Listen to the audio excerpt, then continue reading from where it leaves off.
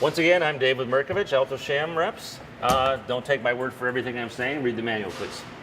So, this is our holding cabinets. I think you have 12 of these things. These will be your best friends. Turn them on. Hopefully they're on power, yes. These will default to whatever we left them at last night. Okay. I typically try to get these set right around 140 to 150, depending on how often you're going to be in and out of these holding cabinets. If I'm going to be in every 3 minutes with, like, I don't know, fried chicken, I don't know how you're going to be in here, but if you're in a lot, you might want to crank it up so you can recover a little bit better. Otherwise, 140 is going to dip to 130 if you're in and out of here every 12 seconds. Okay. Turn them on, give about 45 minutes to heat up. You can see, if you've never used Alto Shaam holding cavities, there is no fan in here. There's no heating cal rod in here. The wires are wrapped around the box that create heat, almost like a heated blanket. It's very gentle heat. If I set this at 150, it will stay at 150, give or take 1 degree, versus having it in one of our competitors that have a cal rod and a fan, you've got a little convection of it. Okay. This is very delicate. I can throw rice and vegetables in here and hold them all day long.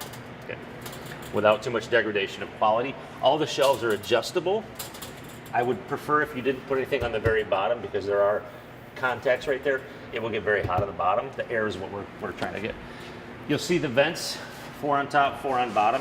If I'm holding something on the crisper side of life, maybe a pizza or chicken, fried chicken, something like that, you want to open the vents. If I'm holding vegetables, rice, potatoes, we'll close them up to maintain some humidity inside here. If we want to use this as a proofer, we can always get it down to 110, 100. Put a little pan of water in the bottom. Now you've got a humid environment for proofing. Okay. Outside, it can be cleaned with stainless steel cleaner. Inside, soft towel, soapy water, no bleach, no chlorine. The same thing goes to any of our products. Keep chlorine out of them. Sanitizers, lime away, all that stuff out. Okay, if it doesn't say Alto Shaam or vinegar, keep it out.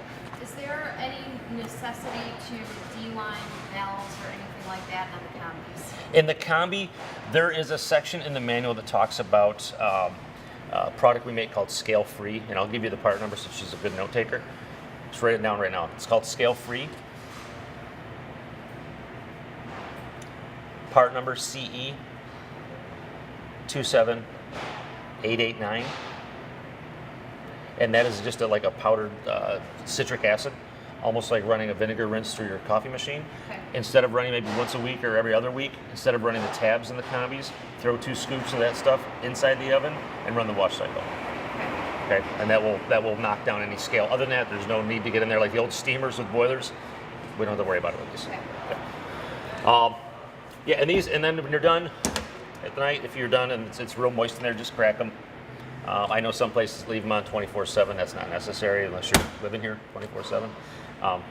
Power buttons for the top, on the top.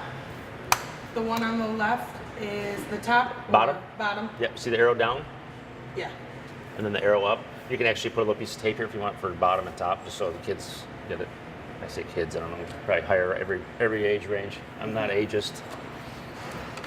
And that's really the long and short of these. These are not hardwired, so they're fantastic if you guys have any offsite catering or any need to put these anywhere else. So if you're doing a big function somewhere, you can wheel them on the elevator, take them out, plug them in, and have some holding facility anywhere. They're ventless. They don't need to be anywhere near a vent. They're fantastic pieces. I do everything from culturing, even dehydrating in here. So if I want to make creme fraiche or yogurt, put it down to about 100 degrees, culture my milk, throw it in here, let it sit overnight, because it maintains at a temperature all night long.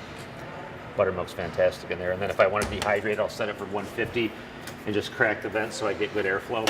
So if you've got a case of mushrooms going bad, throw them in here and let them dry out. Now you can buzz them up for a mushroom powder, or onions, garlic, anything that you want to dry out and make shelf stable. You can even do it in the combi, but this works pretty well because it's cheap. It runs for about $1 a day. So it's a good way to use stuff up. Pineapple, anything going bad.